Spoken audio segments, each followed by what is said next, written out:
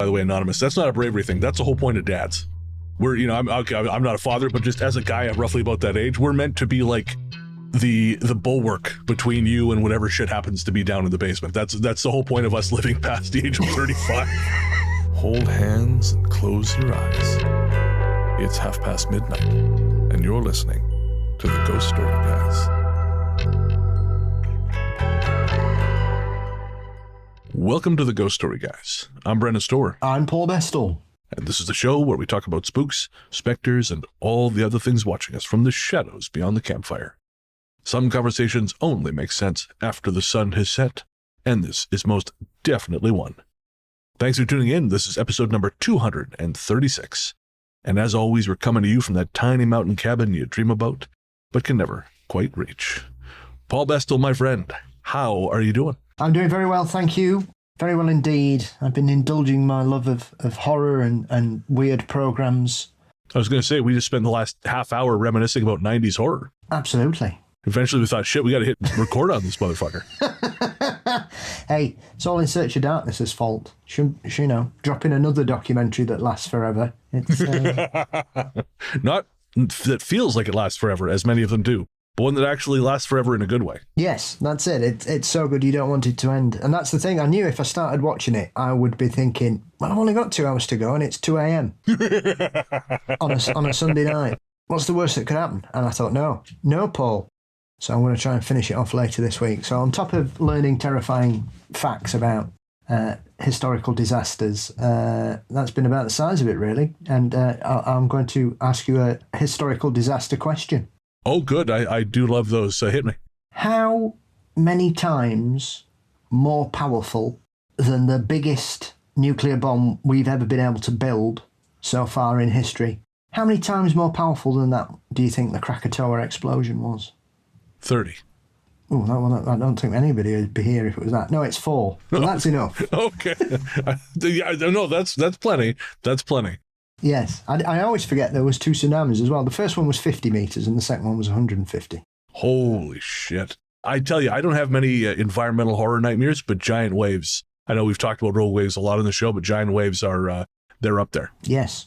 So yes, I've been enjoying Ving Rhames, who has decided to present a story about the worst things that have ever happened in history.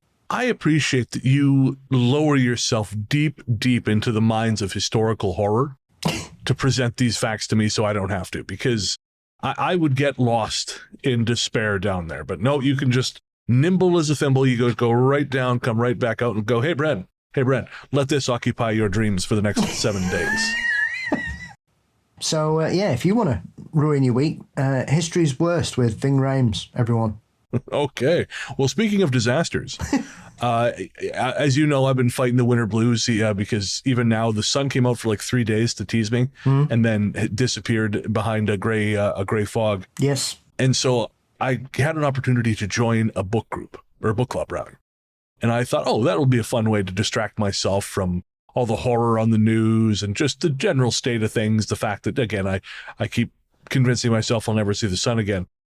And it turns out the first book they're doing is Cormac McCarthy's The Road.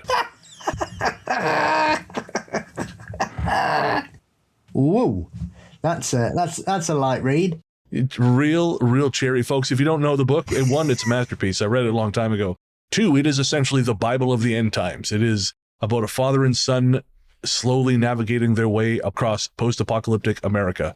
It is nightmarishly beautiful. I don't know, a beautifully rendered nightmare. It's hard to exactly describe it, but it's a real bummeroo, is what I'll say. Yes. And so that's been real cheery. But speaking of the apocalypse, yes, as terrifying as the thought is, I did have an experience that makes me think, well, maybe it wouldn't be too bad. I got on the elevator in my apartment building the other day, and there was this fella got off as I was at the same time I was getting on, and I was standing in the elevator and I could smell his cologne, and it smelled wonderful. And my brain's first instinct was to reach out my phone like I was going to fucking Shazam it. Well, to be fair, I think you're missing a trick there. It's only a matter of time till we get like smell-o-vision on your phone. Smell-zam. Well, Hopefully the road comes true before Smellzam becomes a thing. Because I just can't imagine torturing some poor AI with the many and varied odors that it would be subject to should such a technology exist. I'd call it Aromazam. There we go. Okay, the Aromazam. Well, you can have that. that one's going in my hip pocket. All right, well, folks, we are not here, of course, to talk about Aromazam or Smellzam or whatever. You tell us what this technology should be called. We are here to tell spooky stories, and we have a great lineup for you. We have another listener story show. This is us, much like Eminem circa 2003, cleaning out our closet and finding many, many great stories that have been in the email for a long time. So we are super excited to bring it to you. But before we do that, we have to thank our patrons. This one's for the patrons. Patrons, we could not do what we do without you. So thank you. Thank you, thank you. For real, guys. Every single person who downloads Ghost Story Guys, you help make us who we are. But patrons and Apple Podcast subscribers, you guys are the real MVPs. Without you, this show can't exist. And while we'd like to thank every single person, past and present, who has helped us out, right now we're going to thank our latest subscribers.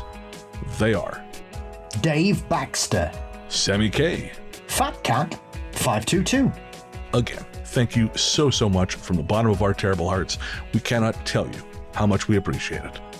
If you would like to get access to bonus episodes, early ad-free release, our exclusive patron-only Discord, our monthly live stream, our Ghost Force shoutouts, and so much more, click the link in the show notes or head to patreon.com/ghoststoryguys. That's patreon.com/ghoststoryguys, where you can start for as little as $1 a month.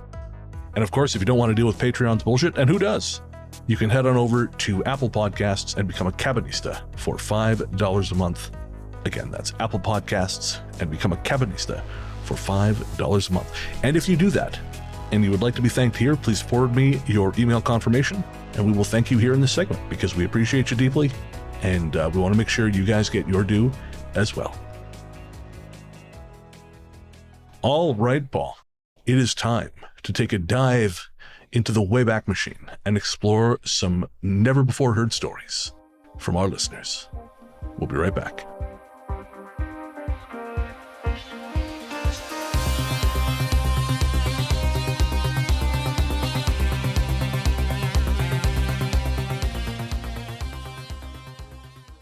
All right, so the first story for tonight is The Haunting of Clifton Street by Anonymous. Hello, Paul and Brennan. I've been a long-time listener of your show and have always meant to write in with a few stories my family experienced over the years in our family home. My sister actually recommended your show to me a while back. She even shared one of her own stories with you. I wanted to share some strange experiences, all of which are 100% true. Our close family is made up of myself, my older sister, and our mom and dad. My parents moved into their house in the early 80s and have lived there ever since. It's located in a small rural town in the West Midlands and dates back to 1809. This isn't particularly rare for some homes in England, as I'm sure Paul knows. However, over the years, it's seen and felt quite a lot, and we've had some strange, unsettling experiences that none of us can quite explain. To give a bit of background, my mum moved to England from Northern Ireland during the Troubles. Like many displaced Irish families at the time, her family settled in Erdington, Birmingham. Along with her parents, she had 3 brothers and 2 sisters, all of whom had their own struggles, the least of which was alcoholism.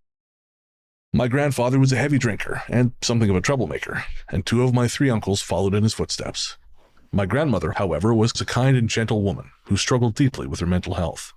She suffered from schizophrenia, something that, as a devout Catholic in the 1960s, she would never have received proper treatment or understanding for.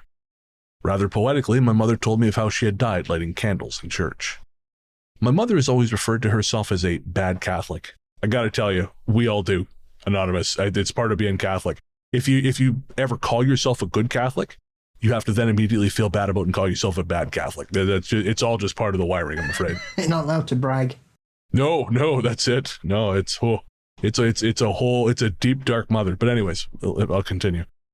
Over the years, I've come to understand that she means she'll happily pray to St. Michael, the Virgin Mary, and Jesus Christ himself. But she's just as likely to curse and take the piss out of what we call the holy water in the kitchen and guilt for dessert kind of Catholicism. She's a liberal, big-hearted woman whose mind somehow survived being warped and twisted by the hell she was raised in. Her marriage to my father gave her the family she always deserved. His parents, no longer with us, were kind and gentle, and his 3 sisters and 1 brother became hers too. My parents are open-minded individuals, not entirely convinced by every tale of ghosts and hauntings, but their experiences in our family home have left them with no other option than to believe there is something other than what we can see and touch on this mortal coil. The first strange thing that ever happened in the house began when my parents were expecting my older sister, sometime in the mid-90s. They'd already been living there for around 10 years, with very little in the way of unusual activity. But during my mom's pregnancy, something changed. Every night, without fail, they'd hear the sound of little footsteps toddling around the bedroom above them while they sat in the living room. The steps were light and clumsy, unmistakably those of a child. They could rule out their only attached neighbor straight away, an elderly couple in their 80s with no visiting children or grandchildren. After a while, my parents almost grew used to their nightly visitor. Then, as soon as my sister was born, the footsteps stopped. Just like that. Gone. And they never heard them again. Another memorable event in the house happened when I was about 7 or 8 years old.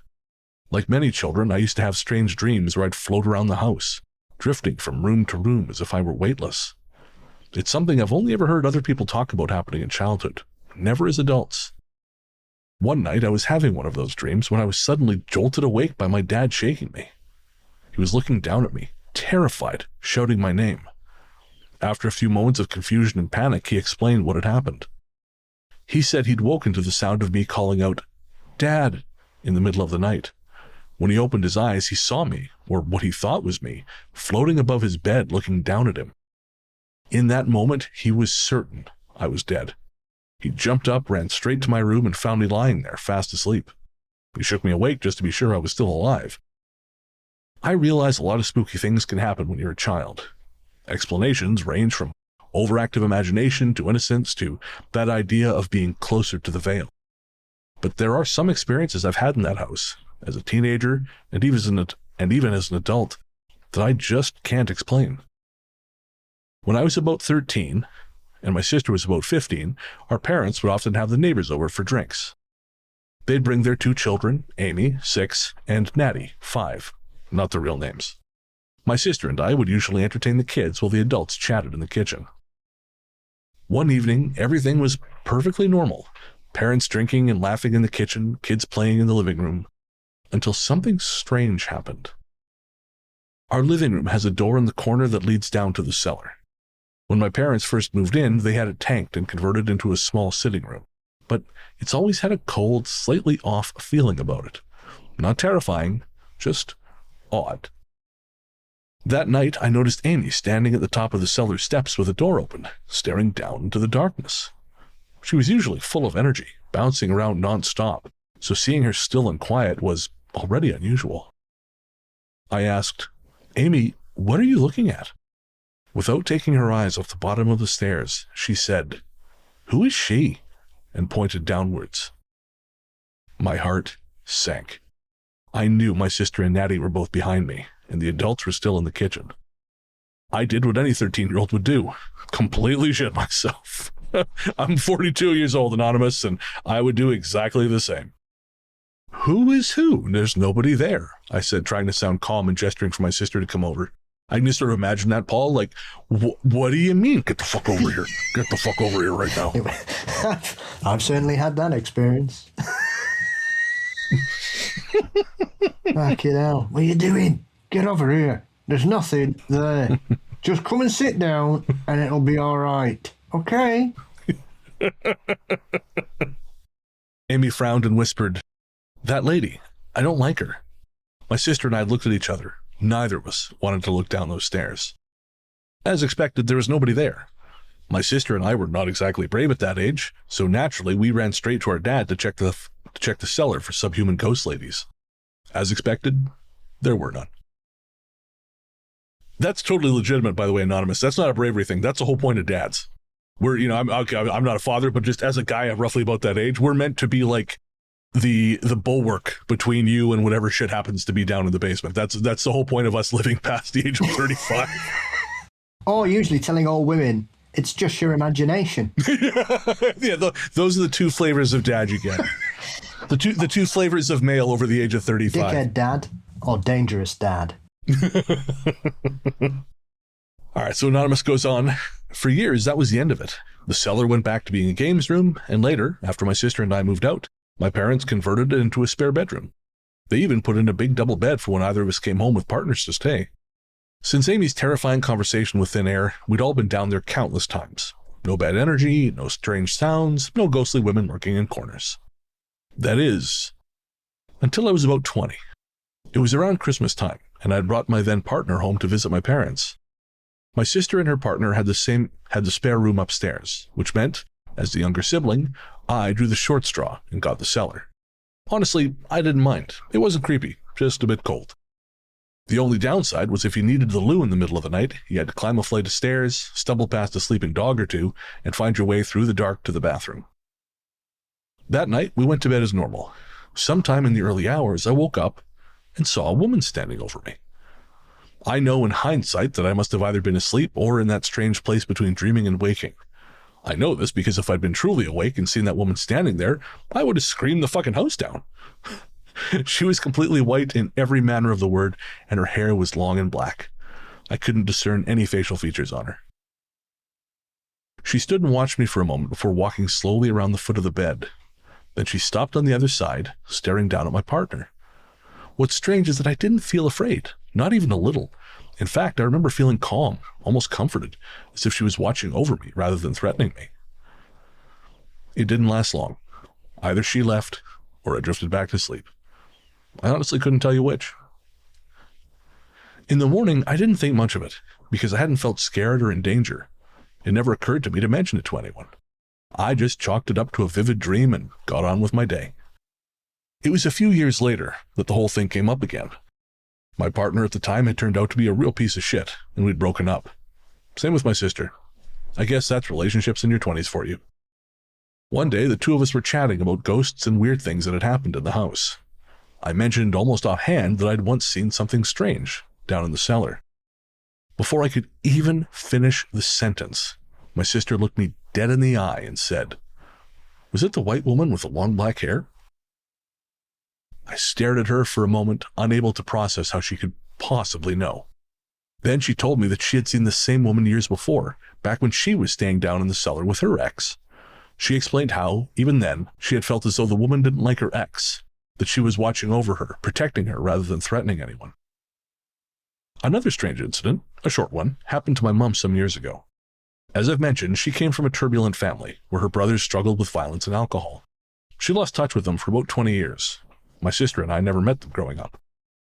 One night, while lying in bed, my mom heard her favorite brother Raymond call her name from down the hallway. Her name is Trish, but he'd always call her Tishy Mouse. She said it was unmistakably his voice, warm, teasing, and calling that nickname she hadn't heard in decades. The next morning, she woke up to a phone call from her sister who had news. Raymond had died during the night. She had no idea he'd been unwell. Like I said, she hadn't heard from any of her brothers in about 20 years. She truly believes it was Raymond coming to see her before he left, just to say goodbye. I have plenty more little stories from my time growing up in that house, but these are just a few that have always stood out. I apologize for the long message, but it's been quite nostalgic getting them all written down at last. If any of this can be used on the show, that would be wonderful, but even if not, I'm just glad to have finally shared them. Thank you so much for everything you do. I truly hope you know the impact you have on your listeners, making us laugh, think, and share our own vulnerabilities without fear of judgment or criticism. Please keep going. You really do make a difference. Warm regards, Anonymous. And Anonymous, that's incredible. Thank you so much. That is a true history of haunting. Not half. Brilliant. Thank you very much. Yeah. The brother thing definitely sounds, that 100% sounds like someone came to say goodbye. Yep. No if, no buts, no maybes. Definitely. Especially when it's something so specific. Yeah, very much so.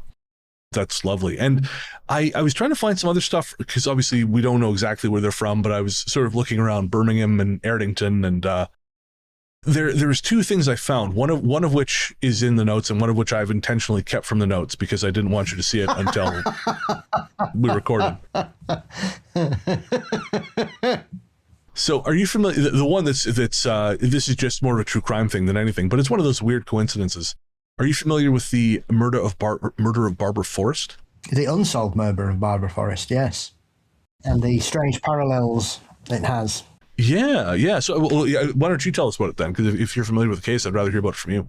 So there are two women who were murdered 160 years apart in the same area of Birmingham. And Barbara Forrest was the second victim in the early 70s. And she was found about 500 yards from her house. And at the time, nobody really clocked it. But I think probably about 15 years ago, the local media kind of picked up on the fact that 160 years earlier, I think it's not exactly, it's about 157, there was another young lady, exactly the same age, who was murdered on her way home after a dance. And so people began to look at it, and it was really odd. There was like loads of coincidences, because the key thing in both of these cases is both women, a gentleman whose surname was Thornton, was arrested and charged with their murders, and both of them were acquitted through lack of evidence. So you got the same age. The fact that the perpetrators, as far as we're aware, were not related, were both called Thornton. They were both killed on the same day, which was the 27th of May, which happened on both occasions to be a bank holiday. It's one of those things where, they say history doesn't repeat itself, but it does rhyme. Yeah, absolutely. So I think the other girl, Mary Ashford, she'd been to a dance, and the gentleman there was called Abraham Thornton, and he was tried and acquitted of the crimes twice. And obviously Mary's ghost is supposed to wander around there. And then the same thing happened to Barbara, who was also 20, who had also been coming home from a dance. And her accused was a co-worker called Michael Thornton. And he was acquitted because the judge directed the jury to acquit him because it claimed it was only circumstantial evidence. He worked with her. His car that he drove was seen at the site, and he had blood on his trousers, but apparently the judge did it. As far as I'm aware, they've still got the evidence, and the family about 15 years ago asked them to DNA test it, and they said they would, and that's the last we've heard of it. So Barbara in 1974, is still an unsolved murder. Fascinating. I did not realize that there were developments that recently. I just happened to, I found an article online, so I assumed that, I would learn more about it from you than I would just repeating the article, and clearly I was right. So, I mean, it's one of that, because of the similarities to it. I think there's a couple more weird things about not only their ages and where they were found. I think they both had long black hair.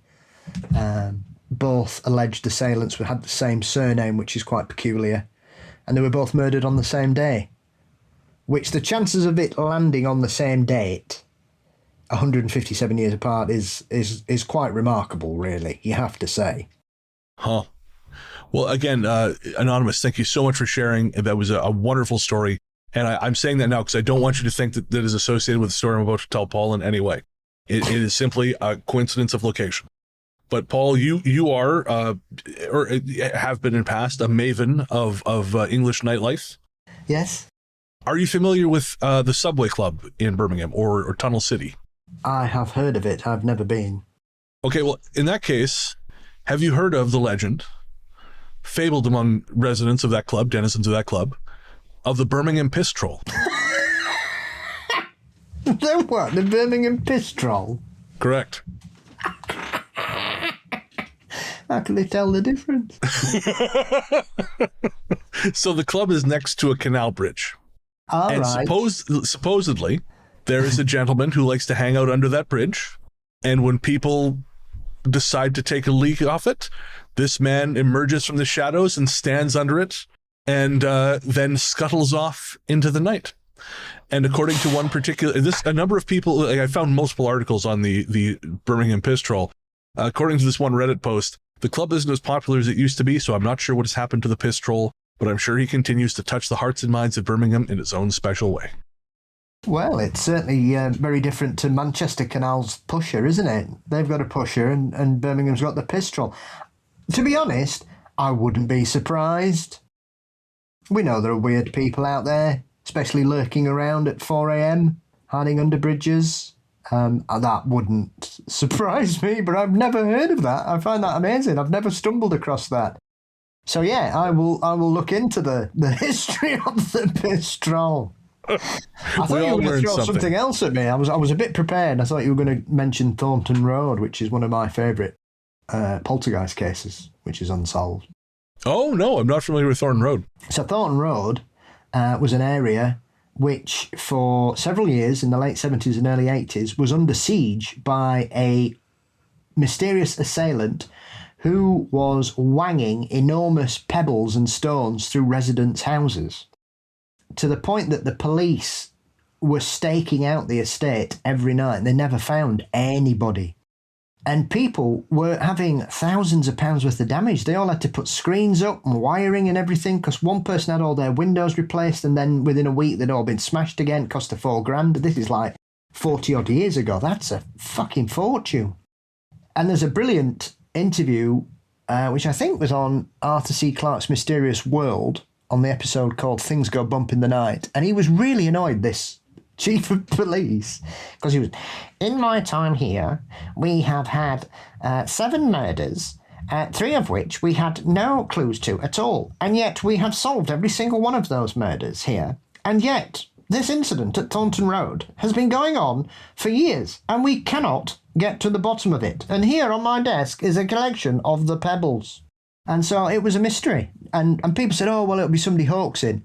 But the police were out hiding in sheds. They were in disguise. They were sitting in houses. They were using unmarked police cars.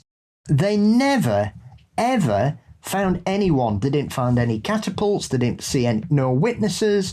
Nobody was seen leaving, driving away. Nobody on a bar, whatever. There was nothing. All they had was people getting the windows smashed, and then eventually it just petered out and stopped. But the one thing is, not one single person was injured at all. So even the chances of somebody hoaxing it or somebody just being malicious, the chances of, because these are fairly large, when you say the word pebble, I think people think they're quite small. They can fit, if you look at the footage, they'll fit in the palm of your hand. They're that big. They're like ornamental pebbles. Okay. Like out of a river and stuff. They're not like small beachy pebbles. They're if they hit you, if they hit you in the right place, they'd kill you. They're that large. It's as simple as that. And nobody was struck by them at all. Nobody was ever hit in their garden. It only ever happened to hit windows and doors. And so the chances of people being injured, if it was somebody doing it on purpose, it would be obvious. It would only be a matter of time, because it wasn't just 1 or 2 houses. You're talking dozens of residences being affected over a period of time, and not one person got hurt. It's a fascinating case. So is this the same case from Gravelly Hill in Erdington? Well, this was Thornton. The street was called Thornton Road. I found a book called Leave This House, The Frightening True Story of the Birmingham Poltergeist by a guy named Lee Brickley. No, you can ignore anything he writes. Oh, okay. Okay. I doubt that actually happened. Okay. All right. That makes that easy. We can move right along. That's the nicest thing I'll say about him. Next up, we return to Delaware, thanks to our listener Jude. After you were unable to find any good stories about Delaware, I was utterly appalled, and I needed to provide something at least interesting for you. I apologise for the length, and hope that at least some of this would be fun for you to read on the show. Northern Delaware is the only hilly part of the state. Downstate is flat, flattity flat, and I have been convinced for a number of years that some of the Fae wandered into the hills around Greenville, which is the area that the DuPonts moved into, and where they had their first gunpowder plant. While the Irish immigrants were getting blown up in the powder yards along the Brandywine River, Fae shenanigans settled into the hills around them. My own encounters include, years ago in the 1990s, as my then-girlfriend and I were driving along Kennet Pike near Winterthur, one of the old DuPont mansions turned into a museum, a thunderstorm ripped through. I slowed down as the rain and late twilight caused visibility to drop dramatically, and then I braked hard as an animal bounded across the road in front of us. I at first thought it was a deer because of the red colour. The deer round here turn much redder during the summer, and the size. But then I realised it moved like a very large dog, and I got a glimpse of a wolfhound of some sort with tall white ears. The dogs of the Wild Hunt are said to be white with red ears, and this colouring reversal seemed odd, but it was also very distinct to me. My passenger also saw this, though she didn't see the ears. Another one was at the beginning of November in 2009, and I was driving in the area with the same passenger, then my wife. I turned down a side road off Kennett Park, and at a small clearing on the left-hand side of the road, I saw a rush of little brown birds rise up from the dying grass. The small flock rose in unison like starlings, swirled a bit about 10 feet up, and then they started to descend. They rapidly turned into skeletal birds, and then when they settled had become brown leaves. I think I actually stopped the car to stare, and my wife said, "Did you see the skeletal birds too?" I agreed, and continued driving, but we discussed it several times in the years since. Always the same details. My childhood house is about 20 minutes from Greenville, in a less wealthy area. Since my parents built the place in 1980, we've experienced a strange phenomena that we call the doppelganger when I was a kid, but it's probably more properly termed as a vardaga, which is the Scandinavian spirit that is, as Wikipedia puts it, a premonition. When we first moved there, our lengthy driveway was made of gravel, and so it was easy to hear anyone driving in, and the dogs would always bark when they heard the crunching. But then we started to notice that we could hear the crunch of gravel, and the dogs would bark, about 15 minutes before anybody actually pulled into the driveway. At its height in my late teens, we could even see a light reflection crossing the ceiling in the living room, as if sunlight was bouncing off a windshield, and would hear the gravel crunch even after Dad had had the driveway paved. It was very handy for me as a teenager who spent hours on the telephone to have that little warning that my parents were coming home. It continues to this day, though Mum can't hear it because she's lost some of her hearing. I'll stop there. There's a lot more recent roadside weirdness in Delaware that's been harder to put into words, but these are my best stories. I'm in New England now, but I've spent a lot of time in Delaware since the start of the pandemic, and I still spot some weirdness now and then. Also, make sure you ignore the mentions of the cult house in the valley. That house has moved around and had a very nebulous location since at least the 1970s when I was in grade school and first came across the stories. I did a whole write-up into some research I did on a recent location claim on my blog here. Thank you so much for your show, humour, and fundamental decency and kindness at times.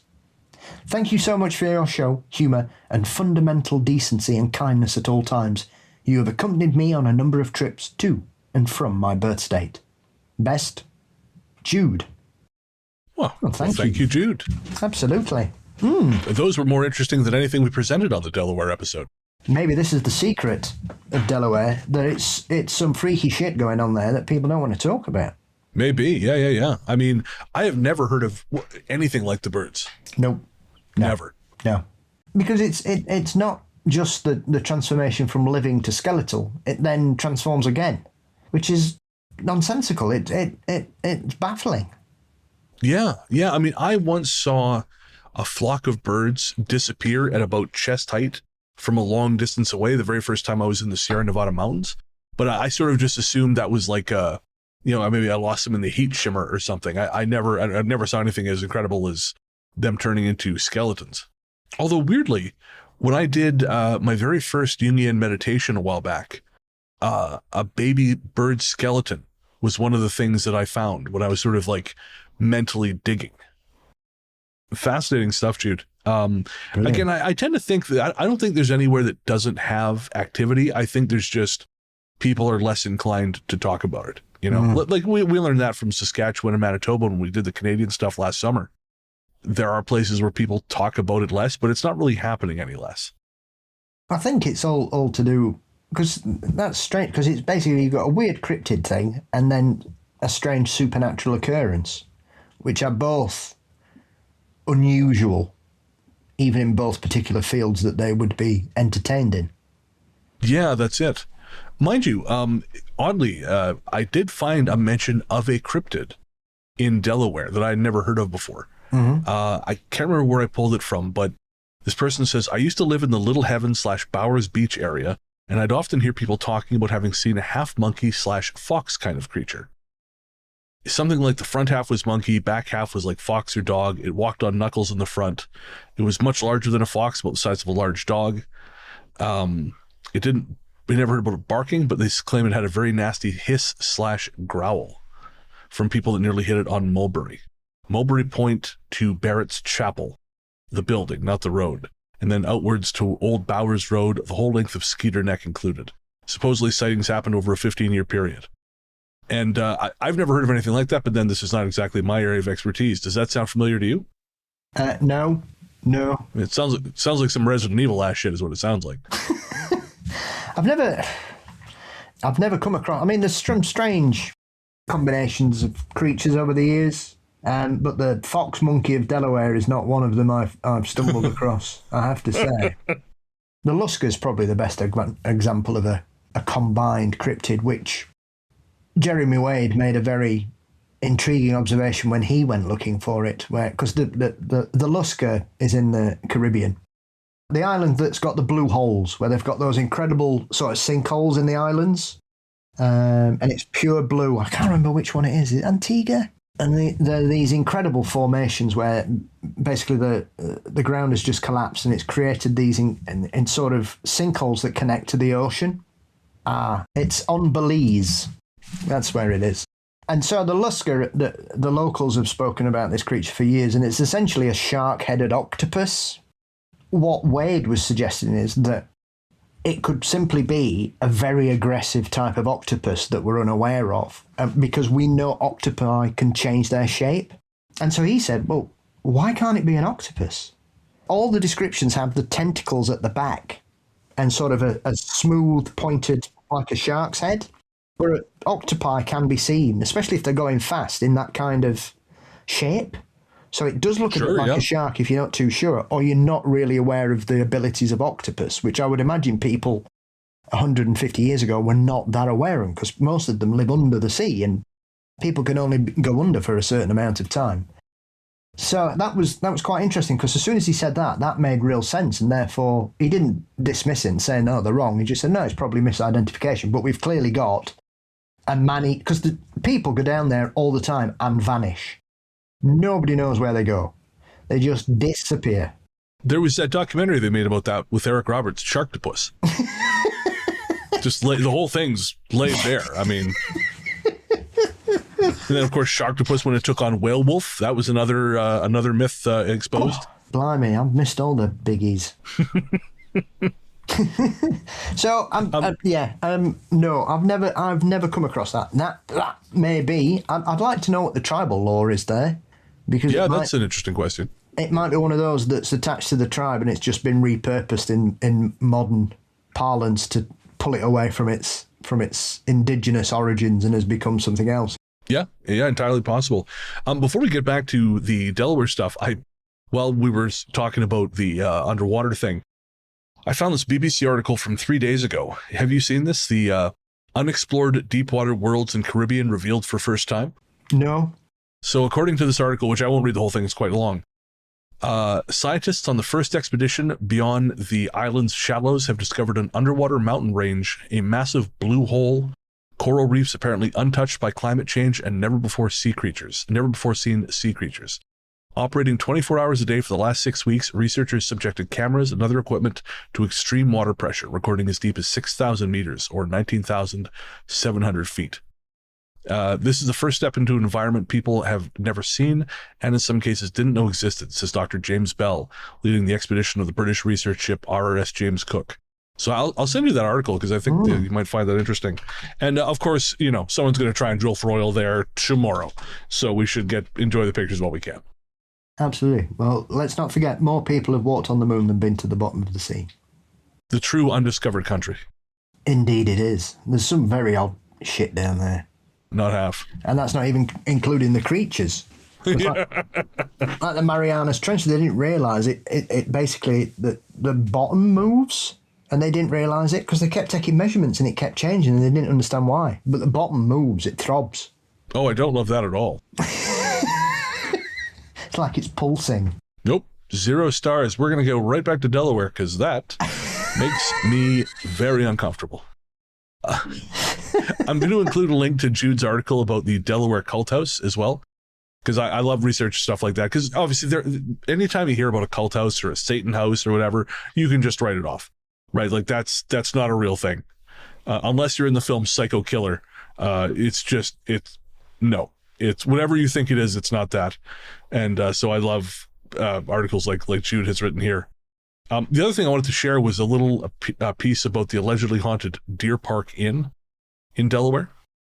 So someone says, my wife did some archive work for the university, and the Deer Park Inn was seen as a place of ill repute and had really gross, exploitative vaudevillian dwarf shows on the regular.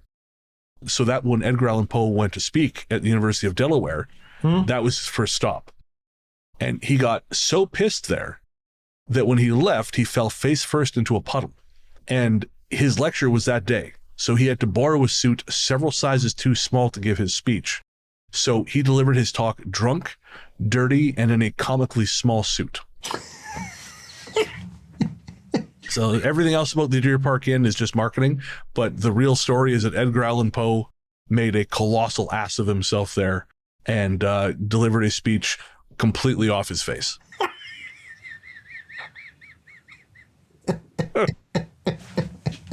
Hooray for Delaware. Hooray for Delaware. Thank you very much, Jude. Next up comes from Janae. Janae says, hello, Brennan and Paul. I started listening to the Ghost Story Guys earlier this year, starting from the very first episode and working my way forward. Having just about caught up to the present day, I thought it was high time that I reached out. As a fan of all things horror and spooky, I came for the ghost stories, but stayed for hilarious banter, music, movie and book references, and unwavering support for mental health and the LGBTQ community. I particularly enjoyed the episodes that focus on specific places, and was wondering if you'd ever consider doing an episode on South Africa, or more specifically, Cape Town. Somebody wants to hear my accent again, don't they? The people are clamoring for more South African, Paul. Yes, they are. Very good. Oh, boy. Continue. You did this, Janae, just so you know. Yes. With many of the episodes, I also found myself thinking of personal experiences that I thought you might appreciate. I have stories related to synchronicities and time slips that I'm happy to share in another email if you're interested. We very much are. If you're still listening, please do send those in. For now, I'll leave you with a few of my most memorable stories while I track down a copy of Marabou Stork Nightmares. I've heard it mentioned on 2 separate channels in the last week, so I'm taking it as a sign. When it comes to the paranormal, I think of myself as a skeptical believer, and my experiences thus far have ranged from a little spooky to odd, but probably quite logically explainable. Please let me know your thoughts. So first up is shadow critters. My earliest experience is what I call the shadow critters. The study at my parents' house was in a room off the scullery. Originally, it was a room with its own entrance from the backyard, but when we moved into the house, my parents decided to break through the adjoining wall. As a teenager, I would be sitting at my computer at night with the open door leading into the scullery and my peripheral vision to my right. While focusing on my computer, out of the corner of my eye, I would see little cat-sized shadows dart along the floor past the door. They usually appeared as black, nondescript shapes, and they would move so quickly that they'd be out of sight by the time I turned my head. At first, I thought it might just be one of our actual cats, but none of them were ever around when I'd see the shadows. I didn't think much of it until one night a friend was sitting next to me when this happened, and when I whipped my head in the direction of the door, they confirmed that they'd seen it too. Janae's next story is, I bumped into a ghost. In high school, I had a dream where I found myself standing in the front of my old primary school. Walking forward, I could see the junior school building on the left and the senior school building on the right. I walked forward, up into the elevated walkway that stretches between the two buildings to form a U-shaped courtyard. On either side of me is a set of double doors that led out from each of the buildings onto the walkway. All of a sudden, both sets of the doors open and throngs of spirits exit the senior building, moving across the walkway and into the junior building. I know they're spirits because they are blue, white, and transparent, and they are moving through me as they move along the walkway. They don't pay me any mind or even seem to be aware I'm there. I turn to face the direction that they're coming from. They continue to pass through me, and then suddenly, one of them, a girl, bumps into me. She stops and looks at me while the others continue to move. She looks just like the others and seems just as surprised as I am at what just occurred. And then I woke up. I don't know what the dream meant, as I didn't recognize the girl or any of the other spirits, but I'm 35 years old now, and that dream has stuck in my memory. This next one's called Mom Calling. In 2012, I still lived at home, but was spending the night at my boyfriend's parents' place. I was on the edge of sleep when suddenly I heard my mother say my name. It was said in her normal tone, as if she was next to the bed, talking to me, telling me to wake up. As soon as I was fully awake, I realized it must have been a dream, as I wasn't home. I went back to sleep and more or less forgot about it until a few days later when I was talking to my mom, and she mentioned that a few nights prior, she'd been falling asleep when suddenly she'd heard me call her. Except I wasn't home. And finally, Top Hat. The last of the stories that I'll share for now is the one that is most easily explained away. But I figured I'd share it simply because it caught my attention. After our wedding, my husband and I hung mementos from our wedding on nails, either side of our bed. My bouquet on my side and my husband's top hat on his side. I love that. Directly below these are our bedside tables, each with a bedside lamp on it. One night, I was sitting on the bed when the top hat fell off the wall and landed on the bedside table. The parts that I found interesting was that it landed in front of the table instead of beside, and that it hit the floor at all instead of falling straight down onto the bedside table between the lamp and the wall. Physics explains it, but it grabbed my attention. Keep up the good work and stay spooky. Janae. And thank you, Janae. Yeah, I think that's a really good idea, Paul. We should, even with your accent, I think we should do a South Africa episode. I don't think I could keep it up for a full episode. I have to. Oh, that's a shame. Yeah, and it usually works better the drunker I am, and I don't drink whilst we record. No. Maintain. No, I don't tried that once. I don't think the listeners need to hear me pissed. Or me, for that matter. I'm very bitchy. Very funny, but very mean. On the subject of the dream thing, this actually came up recently.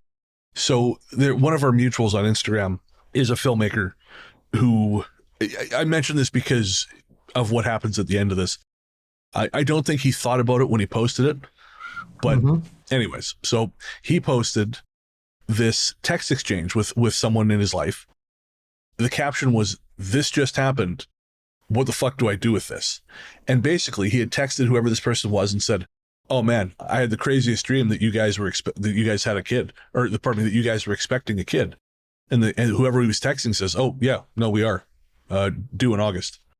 And this guy went, "I'm sorry, what?" And the guy said something about, "Oh, he must be psychic, ha ha ha ha," or whatever. And this person is not someone we've spoken briefly. He's a nice enough guy, but he's not given to this kind of thing at all. So I sent him I DM'd him and said, "Yeah," I said, "it happens. This is a thing that just happens." And I told him the story about my being in LA and, the dream I had about Los Angeles way before I ever went there, where, these cops stopped me from getting on the freeway because there was a guy with a gun. And then, of course, when I finally went to LA in 2015, cops stopped me from getting on the freeway because there was a guy with a gun. Yeah. Or Nick, the dream Nick had a couple of years back about an old coworker of hers, who she bumped into, and the woman dropped a bunch of paperwork. So Nick helped her pick up the papers, and she remembers reading something about real estate, and the woman seemed really stressed and flustered. So when she woke up, she told me the dream, and I said, "Well, call her. Don't mention the dream, for God's sakes, but just ask her how she's doing." And it turned out that she was having the worst time because her father had passed and she was trying to deal with selling his house. And so I said that to this guy, and I'm like, "This shit just happens, man. You get used to it." No response. It left on red, and he deleted the post. And it's one of those things where I'm like, I think maybe he was just not ready for this. This is like, nope, this does not fit my worldview.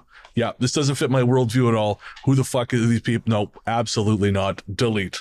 Yeah, he's terrified himself there. But yeah, I think we should do. I think there's very little done about Africa in general, never mind South Africa. Yeah. And there's some belting stories from South Africa. One of the best hitchhiker ghost stories is from there, Uniondale. Yeah, funny enough, I actually have an account here from someone who claimed to have seen the person. Yes, the young lady. Yeah, and they said basically hang on here.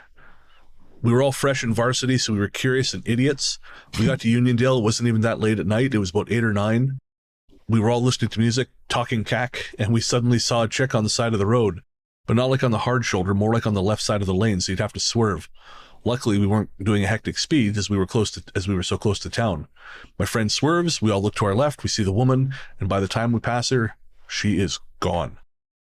Music off, everybody white as sheets, the car is silent. We were driving slow AF because we didn't know what to expect and didn't want to risk anything.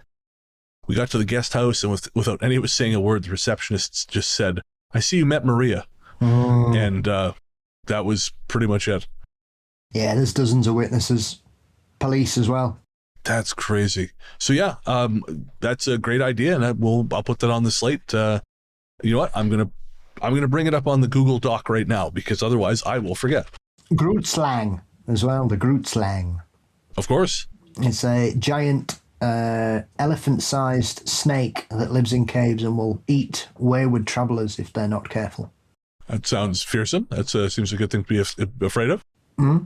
There's also the I had never heard of this. It's called definitely not an official urban legend, as I think I heard about the teachers making it up or something in my small school.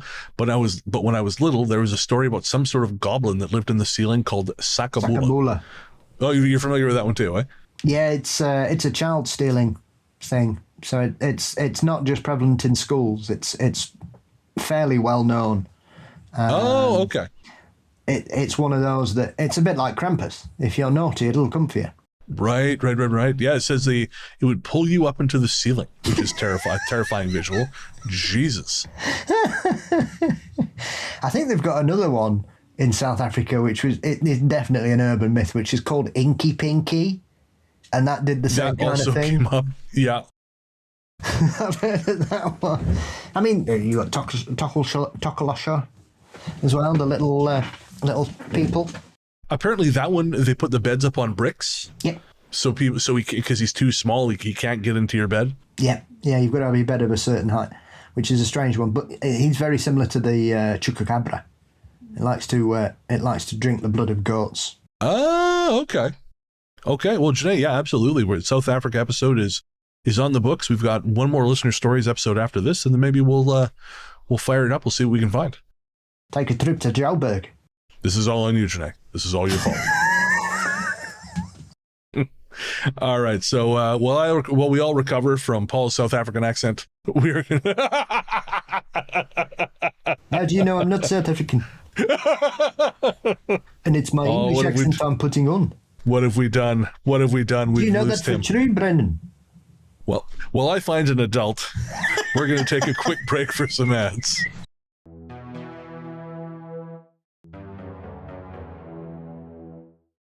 Next up is from Lavender's Blue via the medium of Discord. I have a few stories from a house I lived in around 2000 to 2005, and this is a brief overview, and it doesn't have all the details because it's a wall of text. I was living in a council flat in Wolverhampton in the West Midlands when the council decided they were going to demolish the flats I lived in and build some shiny new houses, which meant they had to offer me another home. I was heavily pregnant at the time, so I didn't have much choice except to accept the first place they offered me. On paper, it was great. A 3-bedroomed maisonette with nice-sized rooms, big kitchen, a balcony, near the public transport stop so I could get to work easily, and literally over the road from my nan. In reality, the second I walked through the door, I just got really bad vibes and felt uncomfortable. But since I was a council tenant, the rules said if you refused a reasonable offer of accommodation for no good reason, they weren't obligated to offer you anything else, so I took the tenancy. There was always a low level of discomfort and a feeling of not being welcome there. Some places in the house would not get warm no matter what the weather, so no matter how many times the council sent people out to check the heating system, they even changed the radiators. But it made no difference. The windows would literally have frost and ice on the inside, even if it wasn't icy outside. I used to see shadow figures all the time, just dashing past doorways and on the stairs.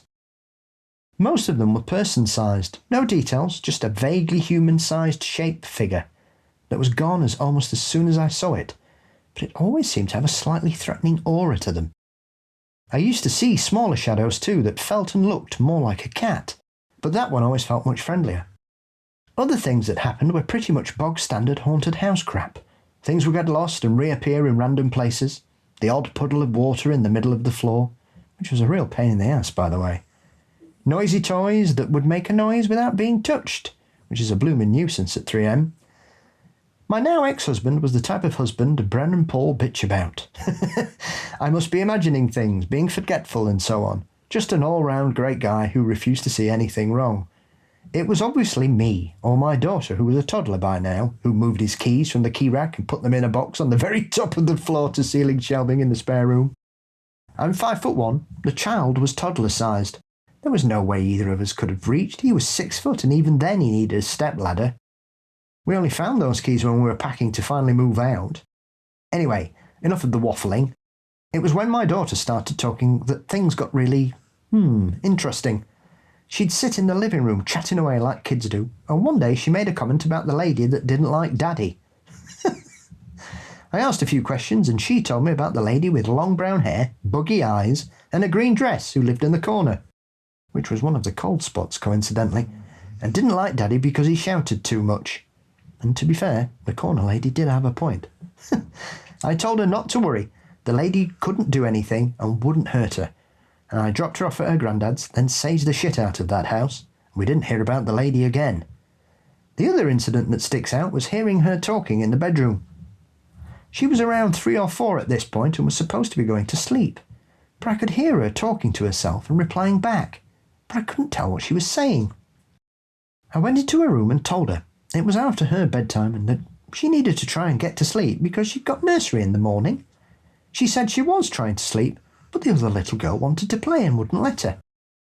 I said, well, your friend needs to go to sleep too because it's late, and I left it there. Now, I'm fully aware that kids can have imaginary friends, and I assumed that this is what was going on. I was quite happy to let her talk to her friend and use that imagination. One day, she decided to tell me she wanted to grow her hair as long as her friends, because then they would look just the same. Apparently, her friend looked just like her, apart from having longer hair and being a tiny bit shorter. Her imaginary friend eventually stopped being mentioned and was forgotten. The thing was, my daughter didn't know that she was originally a twin, and I'd lost her twin during the pregnancy. Logically, I know this was most likely an imaginary friend, but it still gives me pause occasionally. I was very happy when we finally saved enough for a deposit to buy a house and moved away. That house isn't there anymore, as it also got demolished and has had new houses built there. But I do still wonder who the corner lady was, and if she did ever come back. Sounds like the corner lady had a pretty bang-on read on people. This guy sucks. The corner lady. It always reminds me of that meme that gets shared occasionally about that woman saying she wasn't going to go to her niece's house anymore because apparently the people who lived in the walls didn't like her. Oh, yeah. And the response was, maybe you should just try to be someone the wall people can be proud of. I like those kickers where you've got that twist like we've just had there. Yeah. That gave me chills. Because that gives you pause for thought, because obviously she says they look very same, she's just slightly smaller.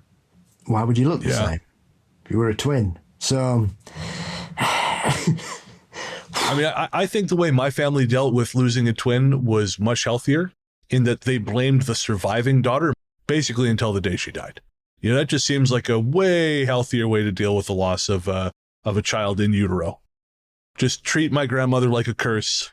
It was good. It was a real Catholic Italian Catholic way to deal with the problem. Yeah, sadly, it was a very well thought and widespread belief, that wasn't it? That if you had twins and one of them survived, they killed the other one in the womb. There was this bullshit story.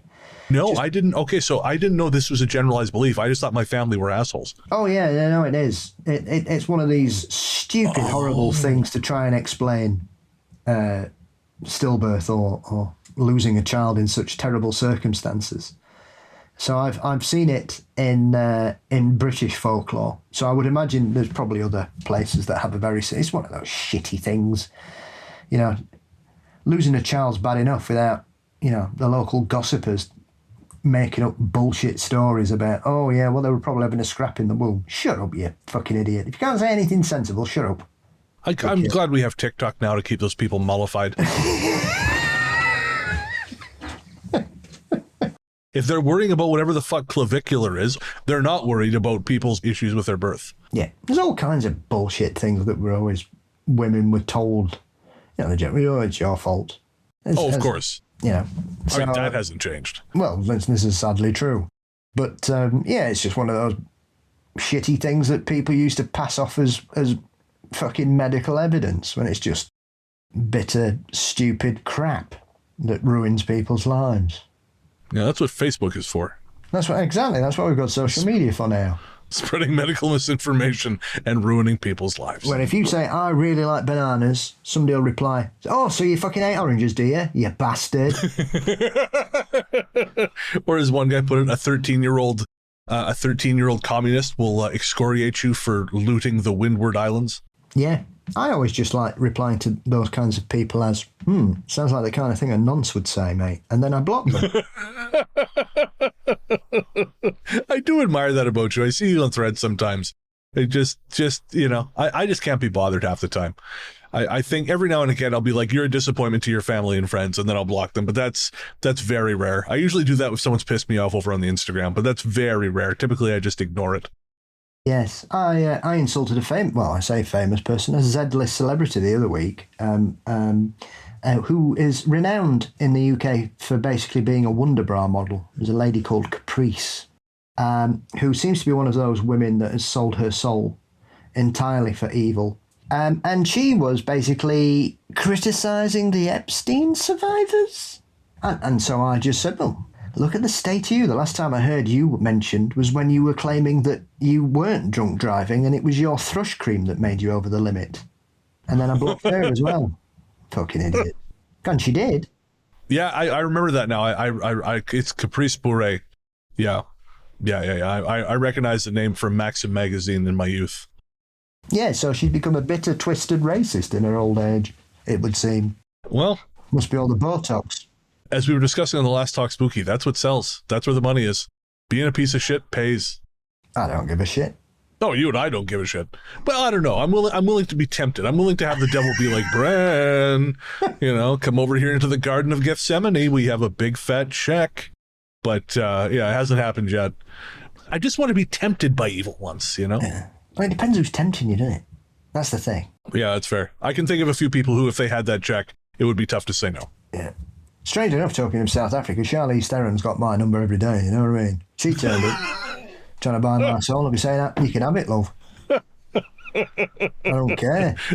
That's fair. I don't even need the check. Who would you sell your soul for, folks? Tell us in the comments.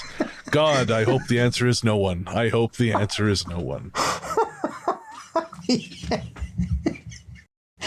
I don't know why my thought was Werner Herzog. That was my, he's like, Brad, here is a check.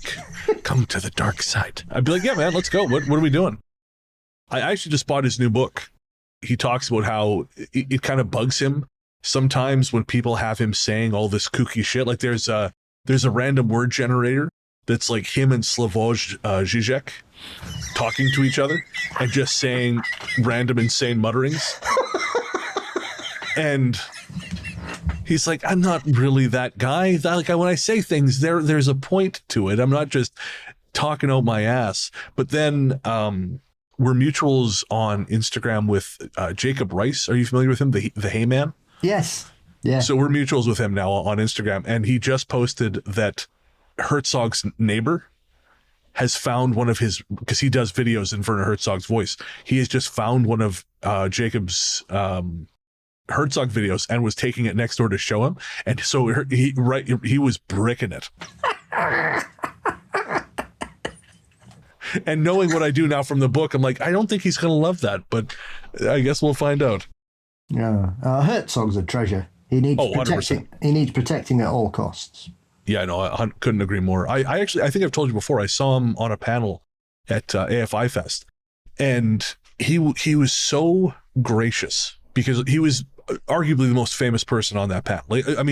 What's his name? The guy who did Thin Blue Line. Errol Morris was there too, but I would argue more people know who Herzog is. Yeah.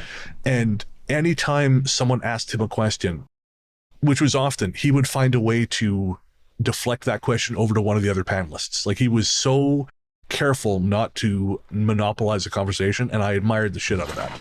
Absolutely. Uses his position to lift others up.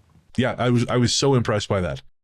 Herzog is a treasure. And folks, if you're not following It's the Hey Man on Instagram or TikTok, do yourself a favor.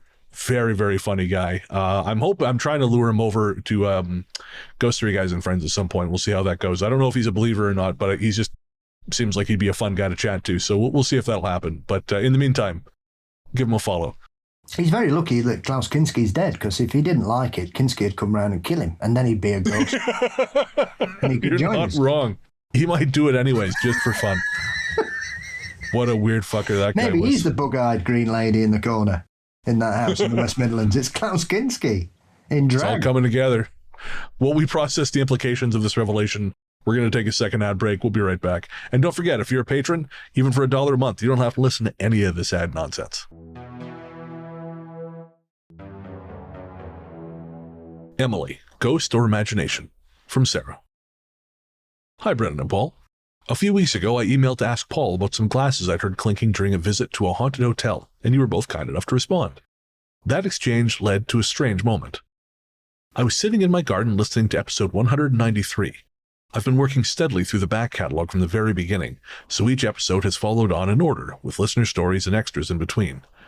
I thought I was listening to an older listener story when I was suddenly hit with the strongest sense of déjà vu. I knew the words you were about to read before you said them. I sat there trying to work out what was happening, and then it dawned on me. They were my words. You were reading my email. The odd part? That episode shouldn't have come up for months at the pace I was listening. Unseen forces at work, perhaps.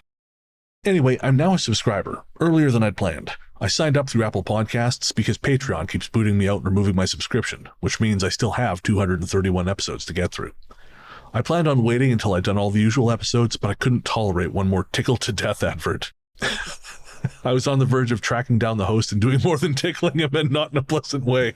So subscribing now was the safer option, and you guys deserve the support. Well, thank you. I'm a skeptic by nature. I look for logic and reason in everything. But when it comes to who I call Emily, I find myself at a complete loss. This will be long-winded, and I've actually left quite a lot out, so apologies in advance. You never have to apologize, I promise. I began dating a man who lived on the top floor of a beautiful old Victorian building whose front door opened directly onto the beach. The setting was idyllic, but the building itself had been divided into bedsits and small flats and had clearly seen better days. It spanned 5 floors. The basement rooms were damp and miserable. The rest of the building wasn't much better and carried a constant musty smell. The hallway carpets were torn and stained, looking as though they'd been there since the building was erected. There were 2 main entrances, neither of which could be locked, so anyone could wander in. My boyfriend was fortunate enough to have his own bathroom. Most of the other flats shared facilities, and it wasn't unheard of for residents to find strangers using their bath. I often stayed over, usually when his housemate, who strongly disliked me, wasn't there. One Sunday morning, I got up early. Thick fog covered the beach, yet as I looked down, I could clearly see a young girl and small boy playing. It was strange. Nothing else was visible in the fog, but they stood out perfectly. I hesitate to say they were dressed in Victorian clothing because it sounds cliché, but they were. She wore a blue dress with a white frilled apron. He had long brown shorts, beige socks, a brown shirt with braces, and chunky black shoes. She had beautiful long blonde hair falling in ringlets to her waist. I thought I knew all the local children, as they often played on the beach, but I'd never seen these 2 before. I assumed they were visiting, though it concerned me that no adult was with them in such thick fog. My boyfriend asked me something, drawing me away from the window. When I looked back, they were gone. A year later, I was living with him in the flat next door to his original one. There were only 2 flats on the top floor. One evening, my brother visited with a friend. She turned pale as she walked in and said she'd just seen 2 children, a girl and a boy, playing on the stairs 1 floor below. When she tried to point them out to my brother, they vanished. She described exactly the same children I'd seen. That was the first time I truly questioned my skepticism. During the year we lived there, every sharp knife I owned disappeared. As unsecured as the building was, our flat was like Fort Knox, multiple locks, alarms, every security measure imaginable. If anyone had broken in, we, and probably half a mile around, would have known about it.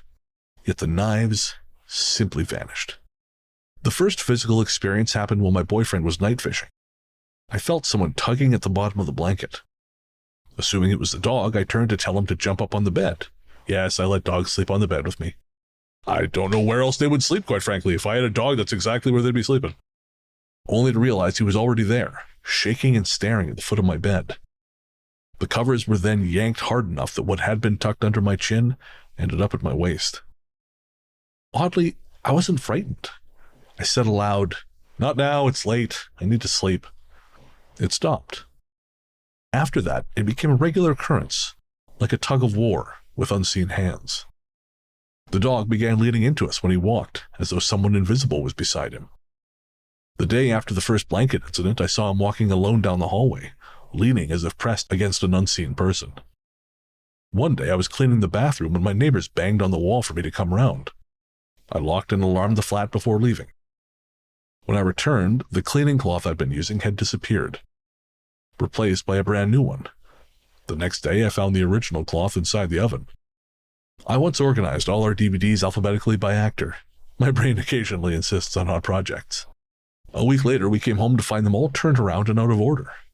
There was no sign of forced entry, and the alarm hadn't gone off. The strange occurrences became so frequent they almost felt normal. I became convinced it was a little girl, though I hadn't seen her since the foggy day, and so I named her Emily. My mom once claimed she saw a nurse walk through our living room. The top floor had originally housed staff quarters, and the building had been used as a makeshift hospital during World War I. Mom said the uniform was from another era. One particular picture frame constantly fell from the wall. We blamed vibrations from the neighbors, as the walls were wooden frames and plasterboard. But when we replaced it with another picture of the same size and weight, that one stayed put. The original, hung elsewhere, promptly flew off the wall during the night. I eventually put it in the drawer. Then my relationship began to unravel. He became controlling and resentful of my independence. I was also finally processing grief over my father's death 3 years earlier. He cheated on me, and we split on Christmas Eve. Because I had moved in with him, he insisted I leave. He moved his new girlfriend in before I'd finished packing. Wow, that is greasy. On the day I cleared out the bedroom cupboard, a cupboard we rarely used, I found every missing sharp knife tucked behind a storage box. Hearing a recent listener's story about disappearing cutlery struck a chord. Mine had only ever been knives.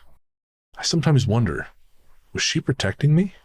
I later struggled deeply, though not with knives, which is why I'm so grateful for you opening up about your mental health and your PSA for others. I left that flat homeless just before New Year and ended up on my best friend's couch. She witnessed my breakdown, the first, not worst sadly, of 3. The last, thankfully, being 9 years ago now, and I'm grateful to find myself living my best life these days. Back then, though, some days I couldn't even shower. My best friend, who has since passed away, supported me completely. Then, one day told me firmly it was time to reclaim my life. That same evening, we heard toys being played with in her 3-year-old daughter's bedroom. We went in to tell her to settle down, only to find her fast asleep while her toys were scattered across the floor.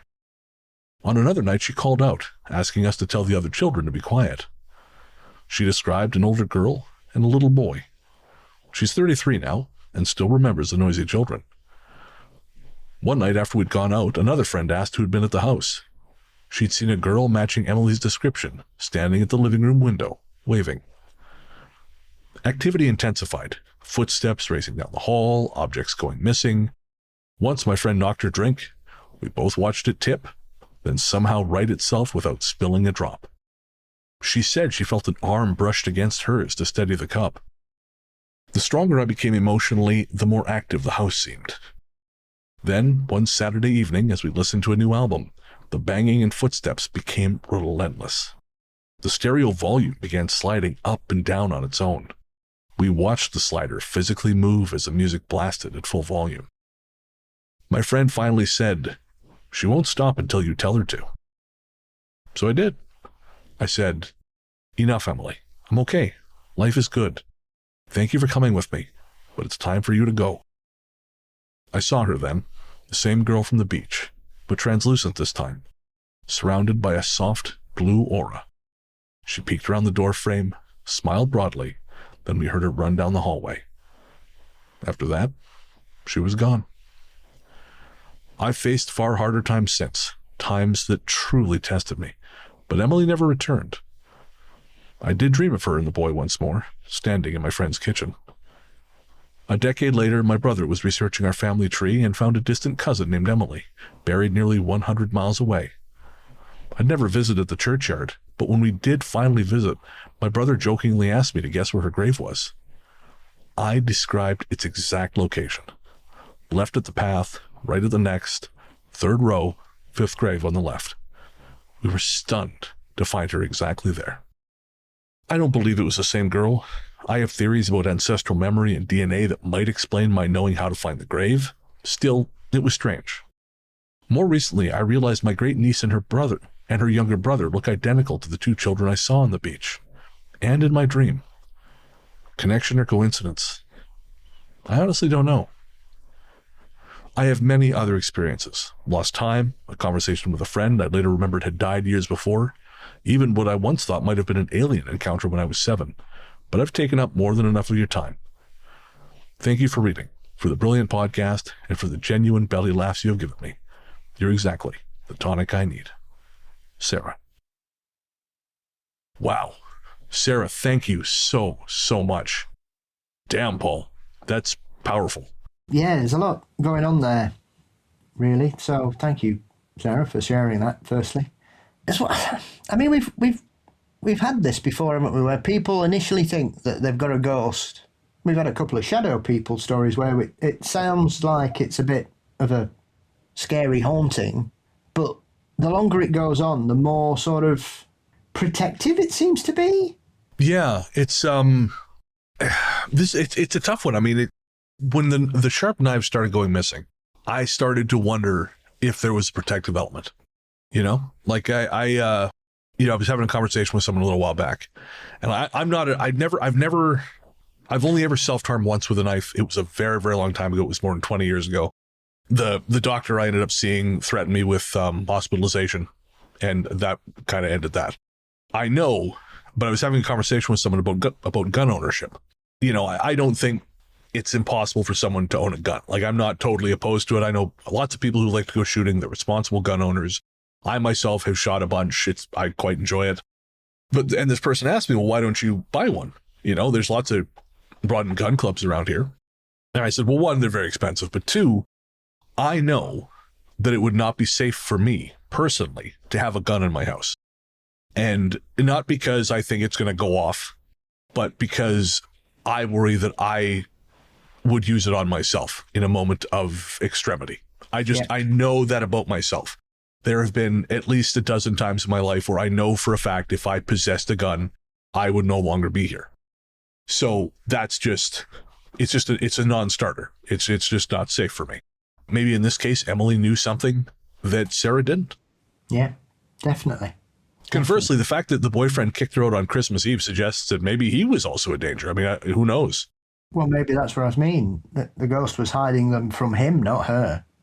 Yeah. I was thinking because maybe the depression, but no, that could also, yeah. It's, yeah, that's a class move, that. Yeah. Well, the fact too that she asked her to leave and she saw her again and she went, but then the fact that she also looked like her niece, her great niece. I'm curious, Sarah, was your great niece alive at this time? I'm assuming not, but if she was, I'd be curious to know, because it just as with the psychic thing we talked about with the fella who I'd messaged, and a number of other things that have come up recently, I sometimes wonder that there's all these things that happen which suggest to me time is not as linear as we think it is. Well, yes. I mean, there's been some very famous cases of children claiming to be reincarnated over the years, and very precocious children that seem to be more intelligent of the years, and also people that have dreams about specific children who turning into relatives that have yet to be born. Yeah. So there's a whole collection of weird child adjacent dreaming, sighting, connection things that people have experienced over the years. So it wouldn't be the first time somebody's seen a relative to be. I was actually reminded of something I hadn't thought about in years, but when I first started getting into the paranormal, I spoke with a woman I used to work with, where I used to work for, actually, very successful businesswoman. And she told me a story that she had hired this new employee, and the woman told her she was into ancestral healing. And this woman, like I said, in her business life, this stuff does not come up. I was lucky enough, she shared some of it with me, but, she does not talk about this in her day-to-day life. But this woman she hired just sort of seemed to know she would be cool with it if she brought it up. And so she said she does ancestral healing. And she said, would you like me to, to try with you? And she basically, I don't know the total process, but she described this scene that she claimed was in the distant past of this woman's family. And it was quite a vicious scene that she described. And whatever she claimed to have sort of, that by bringing this up, she resolved it. And this woman thought, okay, well, that's lovely. I kind of think you're a little nuts, even knowing what I know. She said, I thought she was a little nuts. But she ended up getting in touch with her mother. And her mother said, no, that really is a thing that happened. Her family are from the Philippines. And this particularly, I don't remember the time frame anymore, but this particularly vicious scene that this woman had witnessed, or so say witnessed by kind of, gazing back through the ether or whatever, this was in fact a piece of family lore that was just not often talked about.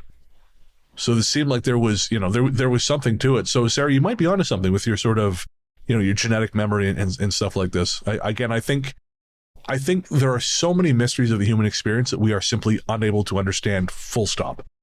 I agree, because I cannot comprehend why we prescribe ancestral memory to animals and not to humans. Why? Because there are thousands of examples in the animal kingdom of animals that have knowledge that you just think, how the fuck do you do? It's like salmon, right? Salmon. Exactly the example I was going to use. They go, they spawn, they all fuck off, and then the salmon, how many years later, go, all right, it's time to spawn, and they go back to where they were born. What? How does that work? Fighting upstream, no less. Yeah, and it doesn't matter what you put in the way, they'll still do it, even if they know that there's a chance they're going to die. Because you can't tell me they don't know there's going to be bears and wolves and hawks and all sorts of things picking them off, and other fish and carnivores and things, as well as humans. Have you ever seen the return migration of salmon? Yeah. When we were kids, their school, we would do a field trip down to this rural part of town where there was a ladder. They had what they call a fish ladder. And when I used to work at the bottle depot years later, you could go behind, the stream ran behind the depot, and you could go and watch the fish spawn. And it's something, because like they're struggling the whole goddamn time. And you can see, right, like their scales start to wear away, their coloring changes because they're all beat up and shit. It's like, it is not an easy process, but there is something in them that drives them forward. And again, it's not a thing they could possibly know themselves, because there's no, like list of fish responsibilities they get at a certain age. Sean Connery doesn't appear and like teach them the way of the samurai. Yeah. Turtles. Oh, really? Turtles too? Yeah. They go back to the beach they were born on, don't they? I mean, the mother lays the eggs and then they just piss off, leave them. That's it. Yeah. Job done. Yeah, I think you might be right. What else is the crabs on? Is it Christmas Island where the crabs just turn up? I think so. Yeah. Millions of them. That's what? Why do they know to go where they're going? And that's the same. You see people just drive, and they can't not kill hundreds of them because they're just crossing the road and they have to drive through them like a swarm. See, this is why I feel a pull to go to 7-Eleven. Yeah. It is in my ancestral line. The Slurpee machine sings its song. That's why I always get itchy hands if I'm sat in the house on a Friday night. It's one of them, is it? Yeah, exactly. I mean, in my case, I'm from a long... Yeah, exactly. I'm from a long line of scoundrels and scumbags. We need to be out in the world, not sitting at home with our families like responsible adults. Need to be getting sozzled on a Friday, thank you. That's it. Yeah, exactly. DNA, that's it. So, Sarah, thank you so much. Again, I think sometimes this stuff I think it happens when it's meant to. You know, like your message and a lot of the messages in this episode were things that kind of are being said to us at the right time. Like I said, winter blues are a real bastard. And so folks saying nice things, telling great stories always perks me up. So I think sometimes things are just meant to happen when they happen. And I'm grateful that your phone skipped when it did. And if you want to send us those other stories, we would love to hear them. Definitely. All right. Well, that's going to bring to a close our latest batch of listener stories. Again, we got one more episode of listener stories coming up, 237. But that's not to say there won't be more. In fact, there will always be more episodes of listener stories, and we would like to hear from you, and we would like to hear yours. You can find us on Instagram as The Ghost Story Guys. We're on Facebook as The Ghost Story Guys Cabin. We also have a Facebook page. We are on Reddit as r/Ghost Story Guys Podcast. You can submit a story via the forum at ghoststoryguys.com, or you can email us directly, which is really the best way to do it, at ghoststoryguys@gmail.com. We're going to take a quick break. We will be right back.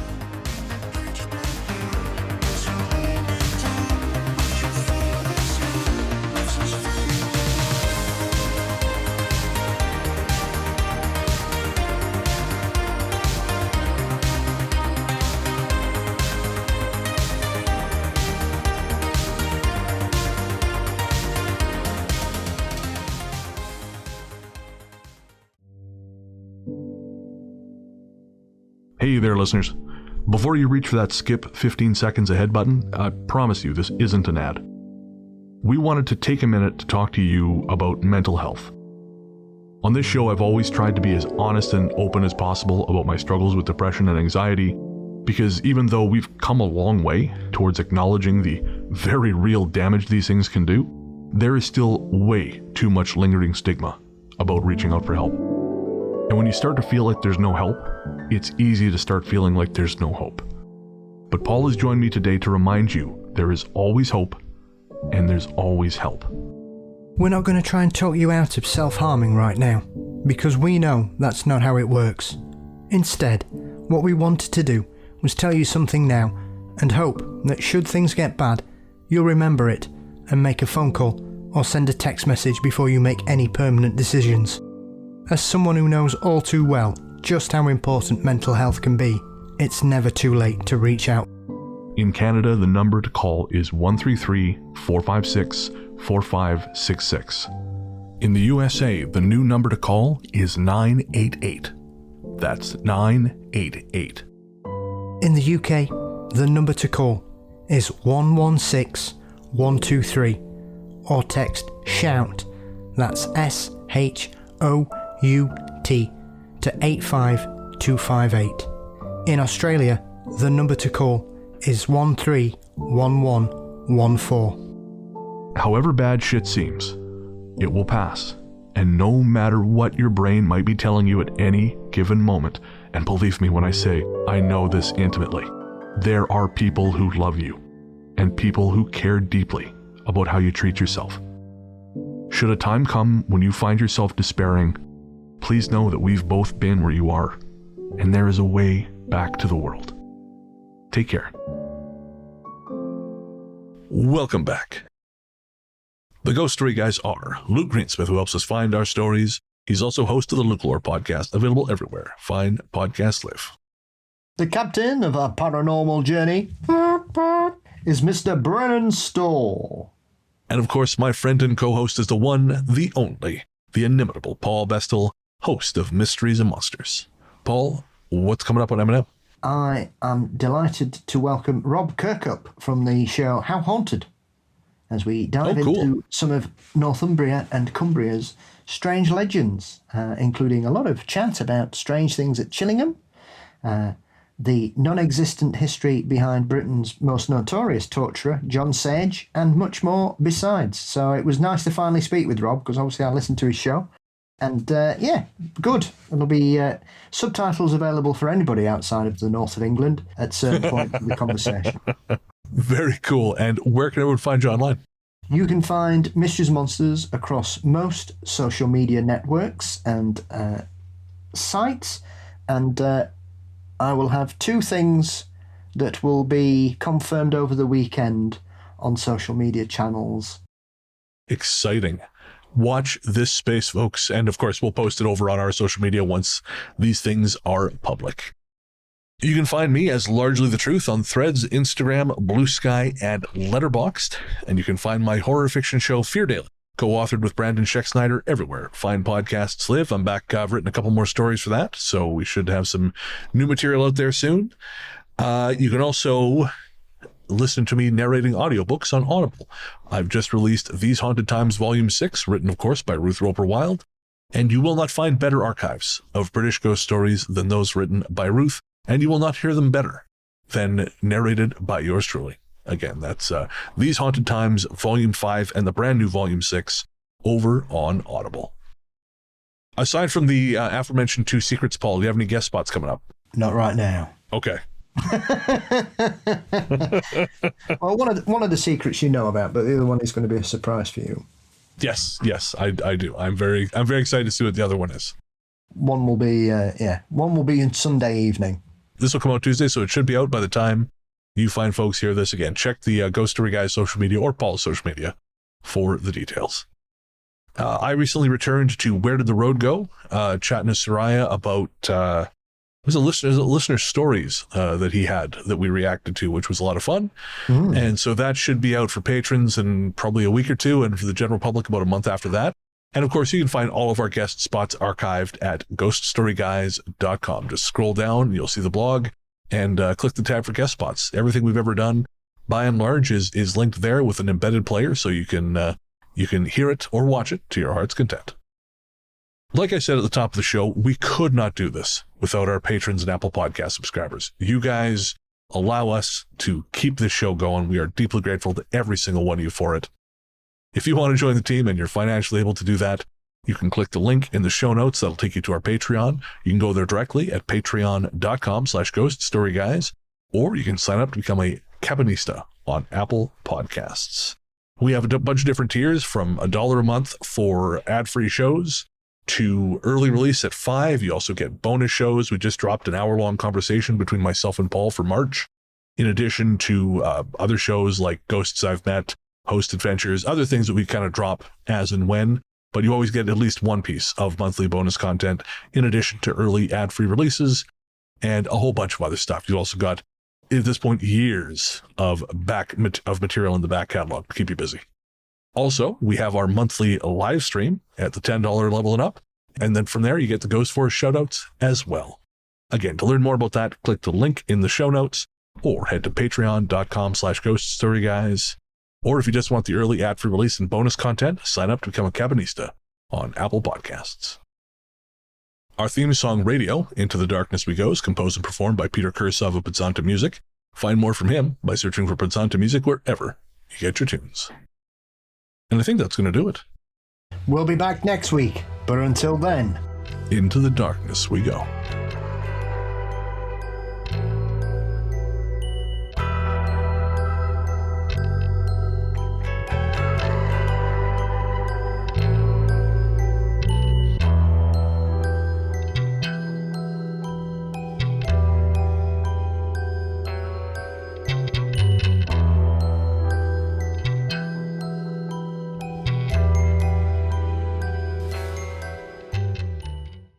would you like me to tell you who Sony Bean is? Yes, go for it. Okay.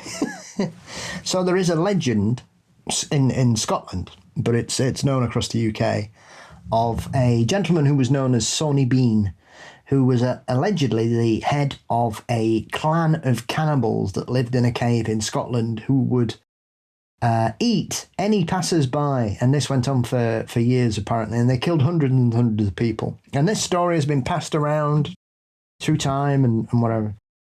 None of it's true. I was going to say it's disappointing, but I bet the people of Scotland feel differently. Well, yeah, because it makes them look terrible. I think most people think, and this may surprise you, that it was English propaganda. No, I mean, I'm shocked, so. Really, because it's hard to believe. I find these allegations tantamount to libel, I think, because we have such a good record of not doing things like that over the centuries. What we do is we turn up and we help people get better. And then when we've taken everything that makes us better, we let them get on with it. And I think they realise just how lucky they've been. So I find it very hard to believe that the Sony Bean story would be English propaganda to make the Scots look like devils. I find that really hard to believe. It's anti-English Scotch propaganda. The old switcheroo. Someone is cooking something and I think burning it? Cool. Anyways, we'll keep an eye on that. Well, I don't know. I'm willing to be tempted. I'm willing to have the devil be like, Bren, come over here into the Garden of Gethsemane. We have a big fat check.